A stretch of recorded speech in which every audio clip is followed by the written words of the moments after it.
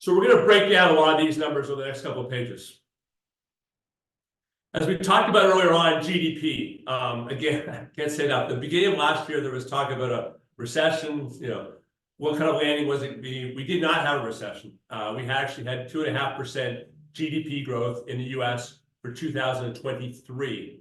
And if you look at the quarters in the bottom left here, Q3 was 5%, and Q4 ended up being at 3.4. Those were both revised up. It's a small point, but it just shows how strong those numbers are, and on further depth and reflection as those numbers came in, how strong they just ended up being. And again, our prediction is for 2 to 3% for 2024 as well. That's a strong economy. That's where you want to be.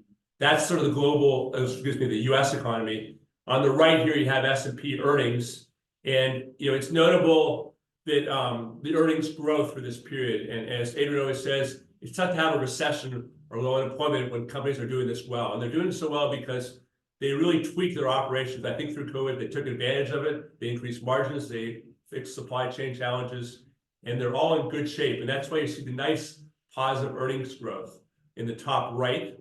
In the bottom right, you see, you think of this as sort of the S&P over aggregate earnings. And so while the S&P 500 as an index has been up 25% in the last year, the PE ratio, of course, has not been up at 25%. That's a good thing. Otherwise, you might think it's more highly valued because of the earnings growth, the denominator. So the PE of the S&P on a consolidated basis right now is around 23. That's not bad. It's kind of, again, this sort of nice scenario. We're not too hot, not too cold. And one of the drivers of this has been the mix of the companies that make up the S&P. You've heard about the Magnificent Seven. These are large tech stocks, higher growth, higher margin. Again, think about where we were 20 years ago when the top of the S&P was oil stocks and bank stocks. This is the theme you're going to hear as well, which is the increasing prevalence of tech in the economy and the markets. And that's just a different growth profile. Yeah, and it just on a relative basis, you could make an argument that a higher relative PE ratio is warranted in this environment, separate even from the growth. Although people have made an argument over time, feels to us that would actually be a fair comment to make today. Taking over from Chris here, and a slide we didn't present the last time, but I think is important to kind of reflect on, is the GDP by country. And it just reinforces how important the United States is in the system. It is the largest economy. It is the strongest large economy from a growth perspective. And the productivity of this US economy is also so much above all the other major economies, right? The 83,000 per person. What the US economy is able to produce per person. And that is really, again, to Chris's point about technology, about what we're able to do with that technology and the extra wealth we're able to create. And the point we're making here is if the US here is in a such a strong position, it is in a good position to pull the rest of the world along as we enter this next phase of growth. And it's it's likely to continue to be the leader for quite some time to come. Yes, there are smaller countries, especially in Northern Europe, that also have similar numbers. But the only really large economy that has these really, really strong underlying fundamentals. Yeah, I'll just say 2 more points. It's worth noting that India and China, while still higher growth economies, they've halved from what they were for the last 20 years. So that growth rate has come down. So those economies have matured in a lot of larger numbers. Yeah, and the per capita GDP is so much lower. It's just a different order of magnitude. And while we're not going to go back too much geopolitics this presentation, as you think about entering certainly an era of colder relations with Russia, it's just worth noting while they're not on here, their economy is 1/10 the size of the U.S. Their GDP per capita is 1/5, about $15,000 per person in U.S. dollars. That's a much smaller economy, and it just gives you a lot less latitude and room as you flex your muscle in many ways. So we talked about this before that, 2 years ago, we were in an environment where 2+ years ago, where inflation was at a 50-year high, 80+%, and interest rates were basically close to zero. And that's the top left graph here that we've sort of circled here in the red dots. They've never been as far out of whack, i.e., inflation was front running interest rates by a 8% spread. That wasn't good, and that's why we went to sort of hyper rate increases from 0 to 5, and there was unintended consequences of that, like the banking crisis you saw this time last year. The good news is, you can see in that graph, the current Fed funds rate of 5+%, 5.5, is comfortably above where inflation is today at 3%. As we said, that 3% will continue to go down, we think, reasonably dramatically. In fact, we think that disinflation will start to become more and more part of the known feature. But for now, we're in this sort of 3 going to 2 and 2 going down from there. That's a good sign. And you can, as I said earlier on, it only means one thing for Fed funds rate, which it will go down, and it will start to go down the second half of this year. Yeah, so just to kind of pick up there on the inflation point and some of the reasons why we are positive about it. If you look down at the bottom left and drill into CPI, we can see that core inflation is now driving the total figure. Core inflation, as it's defined, it strips out volatile items, which are fuel and food. And during inflation's highs, what happened coming out of 2020, 2021, into 2022, the high CPI was actually driven by the volatile items. So you had high fuel pressures from disruptions in the Ukraine and Middle East, and our own food supply was impacted from a tight labor market and a lot of strains across our supply chain. If you look over to the right, where are things today? Now, core inflation is that piece that's driving CPI, and a lot of that is actually from shelter. Inflation from other commodities or goods have actually come back. A lot of that we attribute to the consumer. So last time we did this presentation, we looked at consumer spending, saw that there's a large pullback on goods. There was still healthy spending on the services side, but you're definitely seeing that come through in the inflation figure. If you drill into shelter specifically, this is what we're looking at down in the bottom right. Shelter is a major piece of the CPI calculation. It's actually 36% of its weighting. It's the largest item in there. So if you think about it, we have a 3.2% headline or total inflation figure. We have 36% of it driven by this spike in shelter at 5.7. And that means the remaining items are below the Fed's target of 2%. So for that reason, we are pretty positive about the inflation statistics that are coming out and where shelter is going to be heading.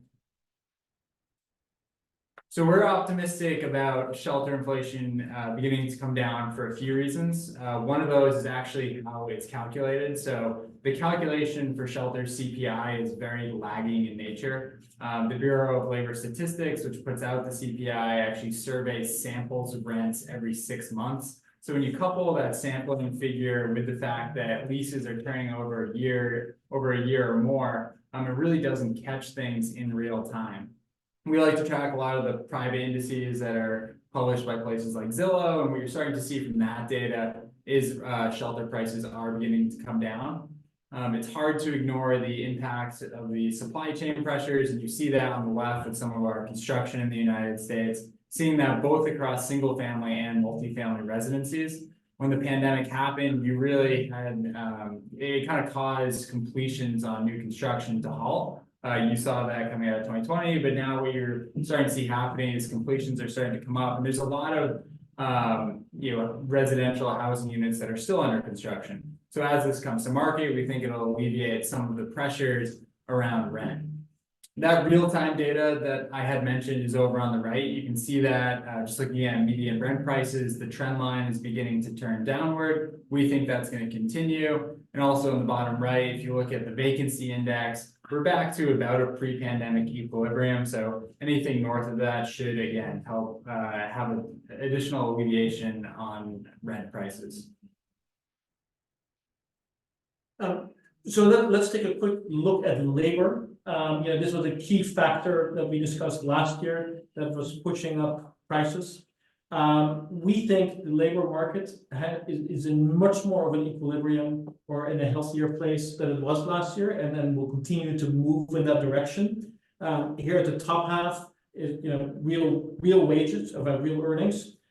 It's steadily moving up, which is a good thing for the economy. It's not spiking up, but it's moving up, positive thing. And if you look underneath that, labor force participation, which we focused on last year, is coming back. It is still surprisingly low. It hasn't fully recovered from COVID at the low levels of COVID, and it's also well below the long-term trend. And so we think there's plenty of room for more people to come back into the workforce, which again takes the pressure off. And then on the right-hand side, job openings have been coming down, have been steadily coming down. We don't know where that is going to bottom, but again, that is a force that will moderate pressure on the labor market. So net, we think we're in a much better place here, probably in a better place than I think people realize, and we think it's going to continue to move in that direction. So concerned about the labor market, I think we are kind of in a way removing from the equation in terms of what we're concerned about. Looking at consumer debt, another piece that has been a big focus in the past, it is also important to look underneath that. Yes, consumer debt on the upper left-hand side is moving up. It is growing. It's growing significantly. In a way, we think this is a positive as well, because it gives people more money to spend in the economy, or allows for continued growth. And if you combine that with delinquencies rate, here on the right, which yes, they are ticking up, but they're still well below historical levels. And so we're not concerned about this growth, and we think, perfectly, there's room to go here. And then a more recent slide that we have started to talk about, and I think you're starting to hear more about, is consumer sentiment, because you need people to feel good if they're going to spend that money. They've not been feeling good. Last year, people felt really bad, despite a good economy. You would say people are concerned about the economy, people are worried about the economy. And if you look at this index, it's like, they were feeling really bad relative to how they felt historically. That is also starting to change, and we would expect that to change given all the positive things that are happening. We've been seeing a steady uptick. We're still pretty low. We think we still have plenty of room to run there, and we think this is going to be a key theme this year, especially as you get to the latter half of this year, where I think overall you start hearing people feeling better about things. Again, very important if you want to keep that economic growth continuing. To go on that end, one of the new positive indicators that we've been tracking is productivity. It's very important because when you have a positive labor productivity, it allows for higher real wages, and those wages end up trickling throughout the economy. It stimulates activity. And if there's a healthy labor market, which is what we believe we're heading towards, it won't cause any inflationary pressures as well. So if you look at this graph of labor productivity, you see that it was steadily increasing. Coming out of the pandemic, it began to dip a bit, but we've now, in the past 18 months or so, begun to see an upswing in productivity. And why is that happening? If you read a lot of the headlines out there, it might lead you to believe that this was from AI advancements. We actually don't see a lot of data that supports it. We actually see two other things. One of those is the fiscal support that we've seen in the last few years, both on the public and the private side around the supply chain. You saw a lot of investment around manufacturing, plant construction from things like the CHIPS Act and the Inflation Reduction Act. And what it really did was help further heal our supply chain. And what we think we're seeing now is finally some of those downstream effects of that. The other thing that I think is really interesting is we're finally seeing the benefits of a more mature and healthy and trained labor force. Throughout the last, call it 3 years, there's been a lot of job hopping. A lot of people were finding new jobs quite easily because we had a lot of job openings in the market. And they weren't staying at these jobs for a very long time. A lot of times it was under a year that people were there. Now that a lot of the dust has settled and we've seen a more rebalanced labor market, people are becoming more trained and grown, and what they're actually becoming is more productive at their jobs. So that's what we're really starting to see in the productivity figures. So we've seen a lot of positivity in the productivity gains, and really not a lot of that has been from AI yet. That being said, we do see AI as one of the big things that's going to add to future productivity. It's top of mind for everybody, so we wanted to give some of our perspective on it. We do see it as something that's similar to the internet in the 90s and really an accelerant to that productivity that we've been mentioning. So if you take a step back and look at things from a high level, we believe that AI is going to be really the beginning of a next wave of innovation. We've seen waves of tech advancement, and you see these throughout the bottom that have really changed the economy, but we don't think AI is going to be too different from a lot of these things. If you look below, things like steam-powered engines, railways, aviation, these are all things that make us more productive, and that's really what technology does at its core. I think that AI is not something entirely new. We like to joke that we had it in our fundraising deck for our fourth fund back in 2020. But what we're starting to see now is really the access of that become available to all consumers. So we did have investments into chip companies back 10 plus years ago, but what's really happening now, and while it sounds a little bit simplistic, is you do have a chat interface that really any consumer can use. And that really opens up their imagination to a lot of the possibilities of what AI can help do. I think largely we think we're in the beginning of this wave of transformation. A lot of the enterprises that we work with are still trying to figure out how exactly they're going to apply AI within their doors. That's part of the reason why we haven't seen a huge uptick in AI M&A yet. It's just a lot of speculation and trial and error. So it's a lot of things that are going to come to fruition over the next 5 years, because it does take time. It takes time to one, bring a lot of this data online, and then two, build applications on top of that. And then three, finally build sustainable business models. So a lot of that is going to take years to come, which is why we're excited about a multi-year cycle. Yeah, well put. It really is a multi-year cycle. We're at the very beginning of that sort of mass adoption through every single industry vertical, but it is here, and you're seeing it, the early verticals that are being affected are getting an uplift, but it's touching everybody in some way. Thanks. We do, as we're defining it, we're calling it that next big driver of productivity. A lot of the value of what AI is going to bring in our eyes is going to be people working with AI, not people are being replaced by AI yet. Productivity is incredibly important because if you look at that graph in the bottom left, it has been the driver of GDP for the past 30 plus years. So we see AI as really the accelerant that can help continue that growth. It's going to be incredibly important for the global economy because it does help remedy a lot of the problems that the world will be facing, things like declining employment growth, declining birth rates, and aging populations. AI can really be a tool to add productivity to offset a lot of that. Part of the reason why we believe that we haven't really fully seen AI come through in the economy yet is down at the bottom right, which is a high-level picture of fixed investment in R&D and called software, a lot of which is AI at this point. The investment hasn't happened yet. I mentioned it earlier, a lot of enterprises are still speculating how exactly the use cases are going to come through. So once we do see those investments be made, we think that the dividends are going to be paid over the next 5+ years. So with all that being said, I think that if there is one thing that is clear about it, it's that people are going to be able to use AI in many different ways, and there are going to be a lot of practical applications in just about every industry. When we talk to our portfolio companies, we tell them that AI is a tool that they can use to improve efficiency. They're solving fundamental problems in the market. Those problems still exist, but AI can be that tool that helps kind of cure those a bit quicker. If you look at some of the practical applications that people are coming up with on the top here, it's something that's going to affect knowledge workers in white collar, which is pretty unique to a lot of the more recent technology advancements. There's obvious applications in writing software, being able to do that much quicker, everything across writing, everything from emails, press releases, reports, anything that's text-based is likely to be heavily impacted by AI. And then one of the more recent and more interesting things that we think is a good practical application is around contact centers or customer success.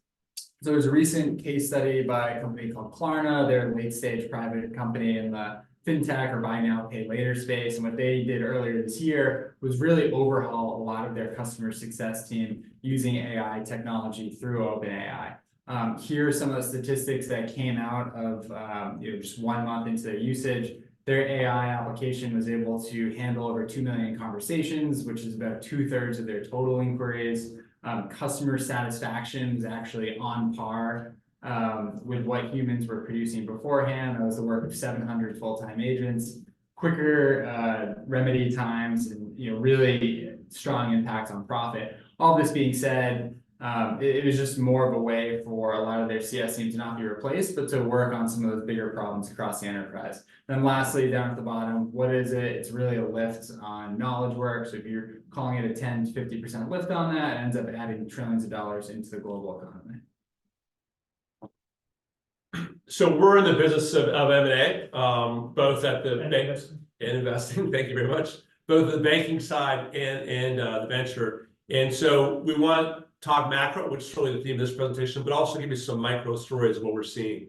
And really, as you heard me say at the beginning, with the rate outlook better defined, no recession, risk appetite is on in the M&A and IPO markets. And I'll start with some granular stories.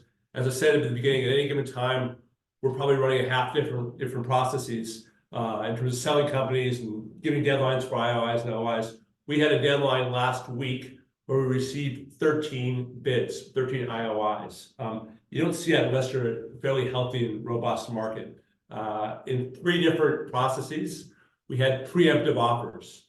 And again, those are signs you see in a positive market. On our venture portfolio, we've had unsolicited inbounds from strategics. So unsolicited inbounds, preemptive offers, double-digit offers in terms of number of bidders. Those are good signs. So let me kind of go up to the macro level. As we talked about earlier on, we're in a stable environment, a positive environment. We really haven't been there for the last couple of years. And we foresee that for the next couple of years, some of the geopolitics notwithstanding. The deployment pressure, that's here on the right side. I'll get that in a second. Deal activity. We'll talk about how the debt markets, which are definitely an oil lubricant for all this, are important, and they've come back remarkably well. And the IPO market, which really was closed for the better part of the last year and a half, 2 years, is quite well right now, and all signs are it's going to be a robust market for 2024. So the right side here is just worth noting. This is what we talk about: deployment pressure of the PE funds and the venture guys, who really were not doing a lot of investing at the end of 22 and 23, and were not that active. There was really what I call liquidity desert. The M&A markets were not good last year and the end of 22. And really even the very beginning of this year, they sort of started soft. But what you see here is there's just a lot of pressure that these PEs, these financials are in the business of investing and then exiting. And the average hold period is 4 or 5 years. So they've been holding for 4+ years, which is this yellow line here, an increasing percentage of the portfolio. That's a sign that they increasingly have to find liquidity. And when you're in a positive market like you are now, you'll see a lot of them leaning in and looking for liquidity, either in the M&A or the IPO market. The bottom right here is another version of that, saying that there was a lot of investments done 3, 4, 5 years ago that haven't come to any liquidity, and that's going to be a big driver, these financials.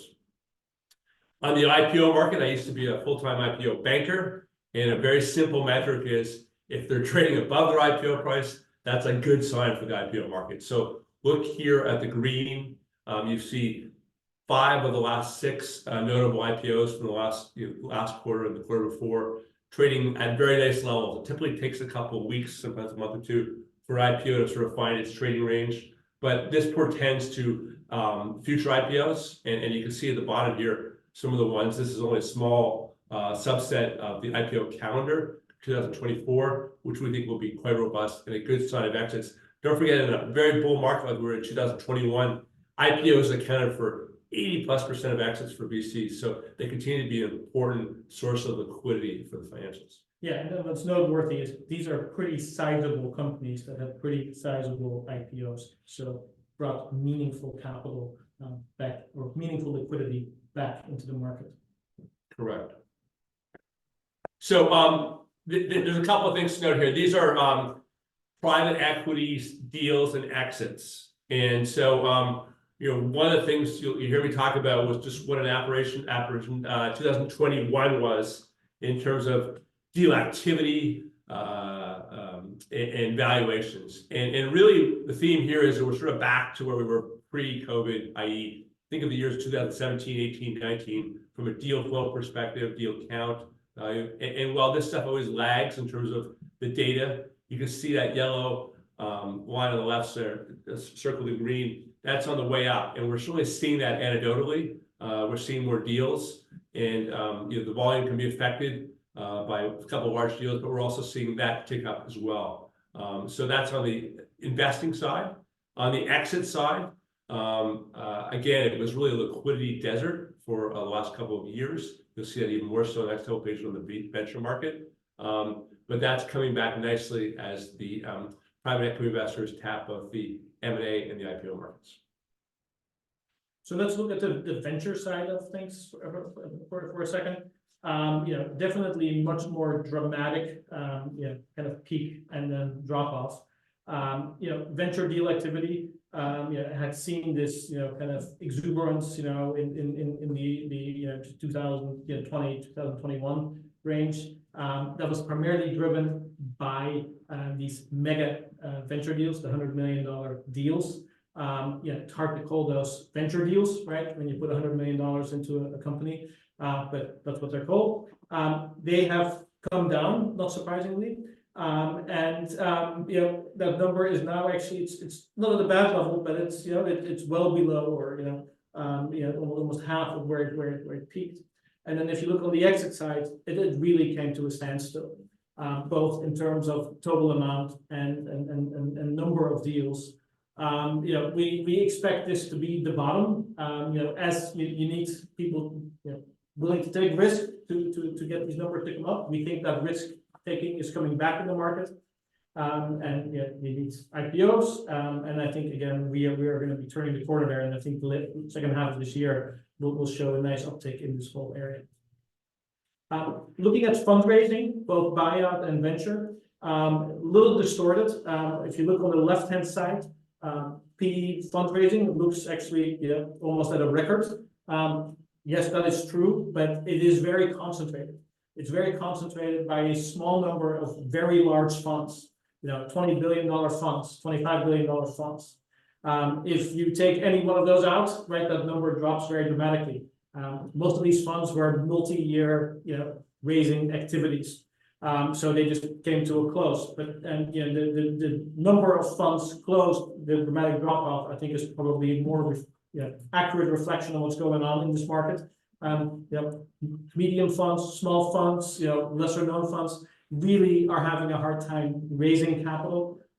We expect that to get a little better this year, but again, it's going to be highly dependent on liquidity coming back to that market for people to be willing to commit to those types of funds. It's really been a flight to quality, brand name, very large funds. On the right-hand side, on the venture side, you pretty clearly see the drop off both in amount and number of funds that closed. There are some large funds as well, similar flight to quality and known names.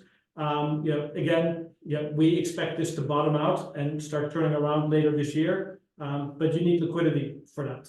And again, we expect that to start happening. So as we think about fundraising and its impact on the future of PE and potentially M&A as well, it's just important to take a quick look at its current size and its growth to date. So today there are over 11,000 private equity-backed companies in the United States as compared to about 4,500 public companies. Seems like a lot more, but of course a lot of these are smaller companies.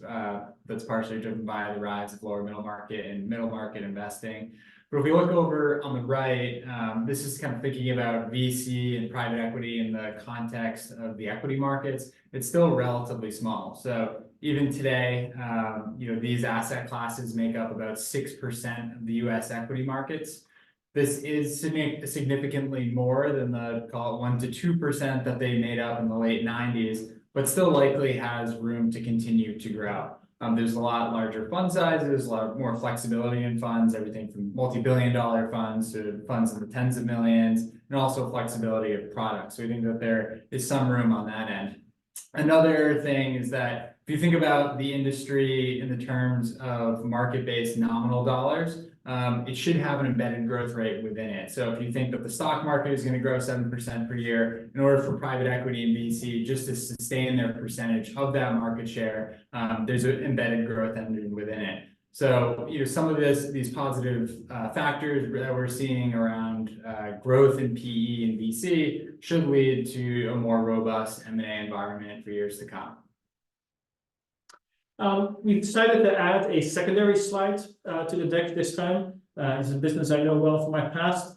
And the reason why this is worth, there's been a little bit of talk about it recently is they actually had a record, fundraising year last year. And in a way that's not surprising, right? In the, what are secondaries? Secondaries are the buying of people's interest in venture and buyout funds, or buying direct positions in existing companies that are not associated with a formal round, just truly transaction between two parties. And this market, plays a role when there is no liquidity.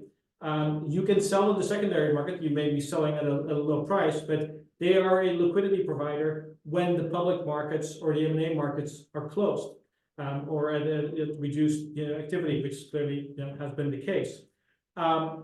It is still a relatively small percentage of the overall alternatives market. People have been saying this is going to grow and grow, and it's really a couple percentage points. It clearly has ticked up in the last couple of years. I think, again, here there's plenty of room to grow as this market further institutionalizes. But in a market that sees very little liquidity, even a small percentage here can have a very big impact in terms of getting people some money back that they can then redeploy in new deals or new funds. And we think that is going on now, especially as activity is lifting up, the bid-ask is narrowing, and we suspect this will be a very strong secondary market year that will actually provide a meaningful amount of liquidity into this ecosystem. Lastly, after we consider all these factors, there's still a lot of dry powder out there. It actually stands still at all-time highs. Dry powder, again, is cash that investors have been committed but not yet deployed. It remains elevated. If you look at it by vintage, which is what's shown over on the right in green, a significant amount of it has begun to age. So if you think about a typical 5-year investment period that a lot of these funds have, it's going to need to be put to work in the coming years. So now that we have more clarity around the macro picture and you can really kind of underwrite and plan deals a bit better, we think a lot of it is going to be put to work this year and next year. So it should be another factor behind the reasons why we think that there's going to be an exciting M&A market to come. Just to kind of put it together a little bit, is this chart kind of shows you net contributions and net distributions on an annual basis. And so for people holding a portfolio of private equity and venture assets, this is what their experience, or ones that have a diversified portfolio, what their experience has been over the last number of years. And what the green line shows, and then which it's not quite as dramatic in the way we've graphed it, but they have been net investors for almost the last 10 years. They have not been getting money out; they have been putting money in, and that is really why you see this dramatic downturn in the fundraising and all this. We really need liquidity to come back to get this market to go again, because people expect to invest, expect to take gain money and get cash out, and in the end, performance is great, but it's the cash on cash that really matters. And again, as this market ticks up, we expect that to reverse and that line to turn positive, the green line to turn positive for the first time in all these years, and it will also be a big accelerant behind this economy and this M&A IPO market. So as we talked about before, the debt markets, which were really on their back a year ago, again, think about March of last year, really came back quite robust by last summer. And a good sort of macro metric here on the left side is the default rate. And I like this graph, it's over 25 years, and you can see that after the internet recession of 2001, 2002, rates peaked, defaults were up in the 8 or 9% range. And the great financial crisis, again, 8 or 9%. They went up a little bit during COVID. 2% is that green line you see there. But that was more because businesses had to, everything changed, and sort of businesses couldn't survive in that environment. But since then, i.e. the last year or two, they've been at healthy levels. And this is sort of the corollary to that PE. You have earnings growth and loans are not defaulting. And part of that has been that the creditors have been prudent. They thought the recession might be happening. They were disciplined. And so you see on the right side, we were in sort of tightening credit environment. That's now starting to loosen. But all this leads to a positive sort of debt market. It's important. You need debt to lubricate some of the M&A markets from the PE side, but more broadly, a lot of the deal in growth capital.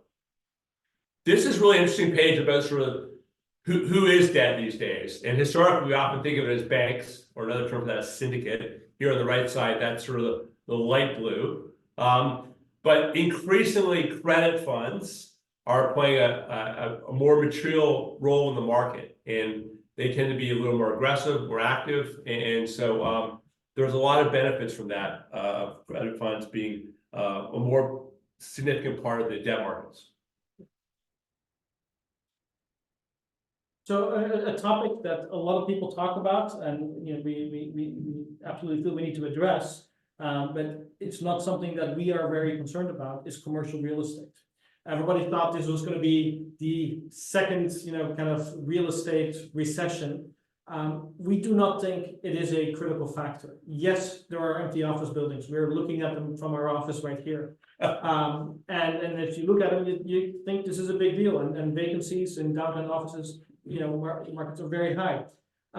But if you look at those office buildings as a percentage of the overall commercial real estate, kind of portfolio held by people, it's actually a relatively small percentage. And then if you further look at it, who owns the loans and the mortgages on those buildings? It's pretty diversely held, and only a portion of it is coming up for for renewal in any one year. And so net, we think there is a problem out there. There certainly is a problem for specific investors that are highly concentrated in this area. But we think it is something that the economy will work its way through. It will take a number of years. We'll keep talking about it. We'll keep hearing about it. But we do not fundamentally think that this is going to bring down the economy or lead to another recession.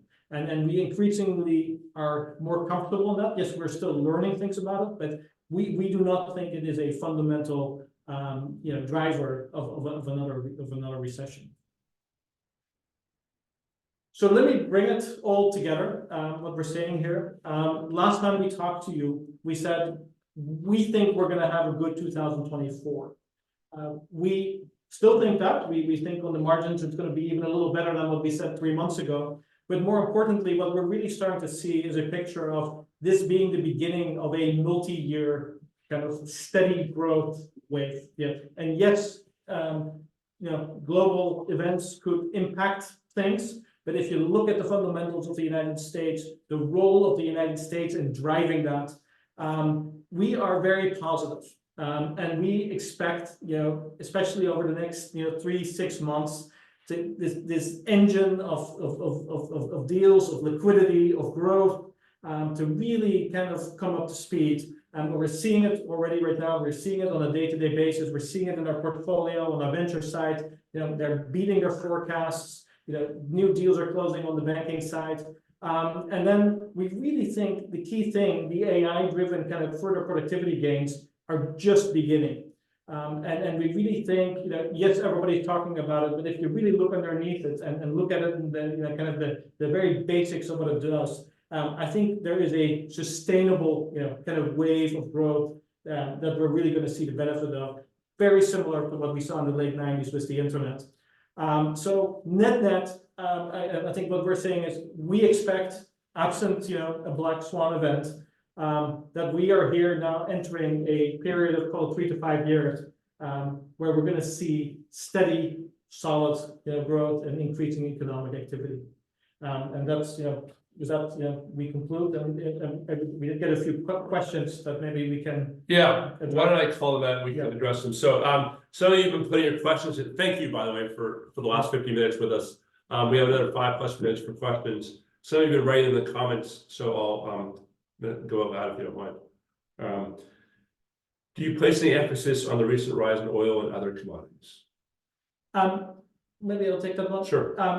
yes, we watch that closely and they can have an impact.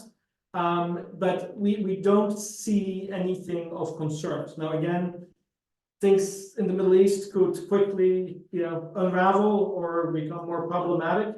But right now, we feel like, those are all in sustainable, be it volatile, levels, and we do not, see them per se to derail what's going on. I agree. Are we seeing softness with some of the shelter suppliers from Depot? So when I look at the question, it's about construction advertisers just telling me the market's softening. Do you think when I look at some of the projects that are under construction, specifically around construction, if you look at the multifamily, you do see a blip. I think that blip and that spike is very similar to what we saw in the M&A markets and liquidity. And it still hasn't really gotten worked through. What jumps out to me is that the delta between units completed and under construction is as wide as it's ever been. So I think that there needs to be a natural contraction in that delta, kind of getting the construction projects a little bit closer to what's actually getting completed. So while things might seem like a bit more of a drastic pullback in the shorter term lens, I think longer term it's more in line with norms. So that type of reset might not have hit construction yet, but it's hit a lot of the other areas that we've talked about. There's been a couple of questions around the politics, and we try to make this reasonably apolitical. For the EIRs in the group, they know there's a strong political channel that we have. I will say, I'll give my own view, and please chip in here. I was sort of conferred by CEO of a bank I was with last week. Whoever wins, I think the economy will be fine, and you'll see less change than you might think. So I think stable from an economic standpoint. As we said many times in this discussion, it's the geopolitics that are probably the black swan. And, for better or for worse, we have a sort of steady state hand right now. And if we were to get a new president, that's more of a erratic hand. And so there's more risk, in my opinion, from a geopolitical perspective. Yeah. And then just to add to that, we don't pick sides in this discussion, although we have our opinions. But if you believe the market is a leading indicator, which I think we all do,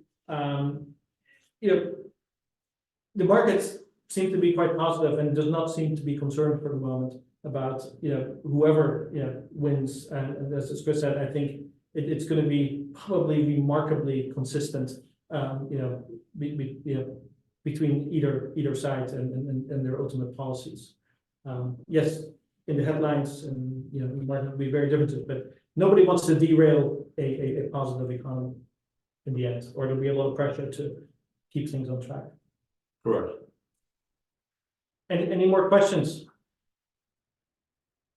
Yes? Yeah, you use that one. Private debt. What do you think about private debt? Yes. The market has been growing and uncertainty a lot of time. Great question. Because it's really a theme here of the last couple of years. As I think we showed you, the private debt market is really coming to the forefront here and is accounting for the majority of the activity out there. It's a very disciplined structure. People say the private debt funds, because interests are very aligned, are better underwriters. That remains to be seen over time, of course, but we think the availability of debt, the quality of the underwriting, I think is all a good thing, and I think is necessary to really restart and accelerate the deal market out there. And yes, interest rates need to come down, but once that happens, there's a lot of money here sitting on the sides that needs to be deployed, and again, will really drive and push things. So I think it's a good thing, and I don't think it's at a bubble yet. Could get there, but for now, I think it's a really good thing. Did we get another one? Well, there's this question about M&A deals. So as we talked about earlier on in kind of which companies we're bullish on, good our venture portfolio for where we're bullish. There's no question that 2023 was a tough year for M&A. It was probably from a macro perspective, the toughest year in 10 plus years. And you saw that kind of across the board. And interestingly enough, the deals that we did in 2023 were to portfolio companies owned by financials. So it was a way for them to, remember we talked about deployment pressure? It's a way for them to pour money in through their portfolio companies. That was probably the preponderance of most of our M&A deals. That's still a big theme for 2024, but also as I talked about, there's a whole broadening of the M&A markets, different buyers, strategics, remember I said they're weighting in. So, and I can't tell you enough how in the last month, in particular, the month of March, we really saw a nice uptick. We're in the job of sort of talking to people in the deal business, and that was the overwhelming consensus, which was January, February felt better, but we really saw a huge uptick in March, and you're seeing that sort of across the board. And let me add one specific comment to our sectors, especially on the venture side, advertising, marketing, and media tech. We've seen a couple of very high value deals for pretty early stage companies, which you really hadn't seen, and it was strategics in a way preempting the growth of these companies. We had companies that were doing sub 10 million in revenue, going for hundreds of millions in value, and most likely chunk of that based on earnout. But we saw we saw the Habu LifeRamp deal. We are now seeing some other ones in the clean room space where they're really going at, as far as we can tell, very large, multiples of very significant numbers, which can only be perceived as kind of, I would say, strategic premiums, where people want to make sure that they control those assets and that they don't fall in somebody else's hands and that they own them before the revenue really takes off. And I think that's a very positive sign for our fund, because we have a few companies in our fund that probably fit in that category. And so we're going to be watching that closely and then see if that continues. That brings our presentation to conclusion. Thank you for spending the last hour with us. We really enjoyed doing this, and we'll look forward to coming back to you some point this summer.